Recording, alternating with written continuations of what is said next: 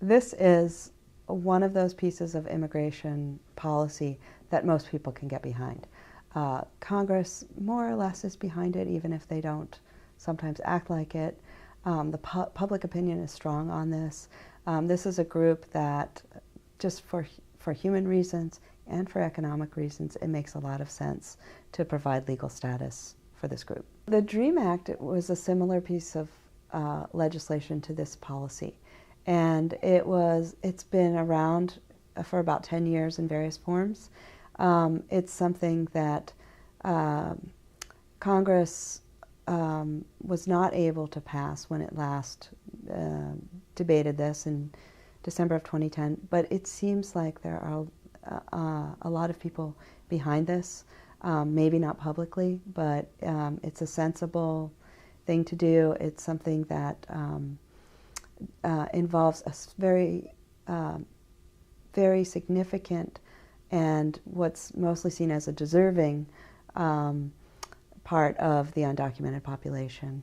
And it's likely that this kind of legislation would have passed in the future at some point in time.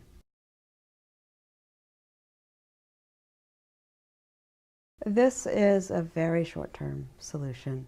In fact, it's only a 2-year deferral with renewal possible. But it does not provide a path to legal permanent residency or citizenship. And so in that sense, it's short-term, it's targeted, it's something that was doable at this moment, at this very significant moment in an election year. We can't forget the politics.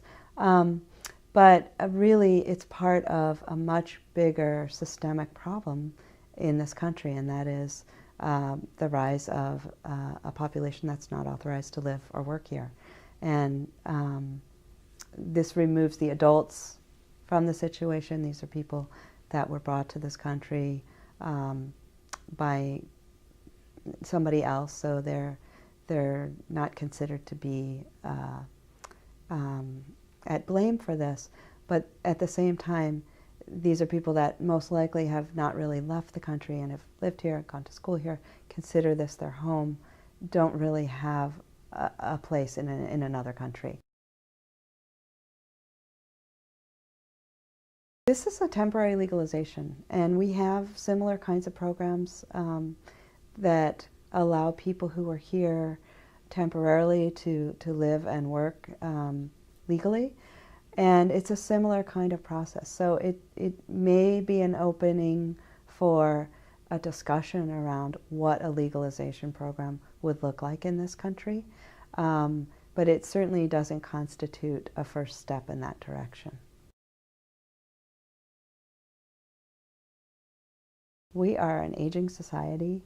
The baby boomers have just turned 65. They're beginning to retire. There's about 70 million more baby boomers who are going to be leaving the workforce over the next 2 decades. At the same time, most of our new labor supply is going to be coming from immigrants and their children. And this group is one part of that larger process.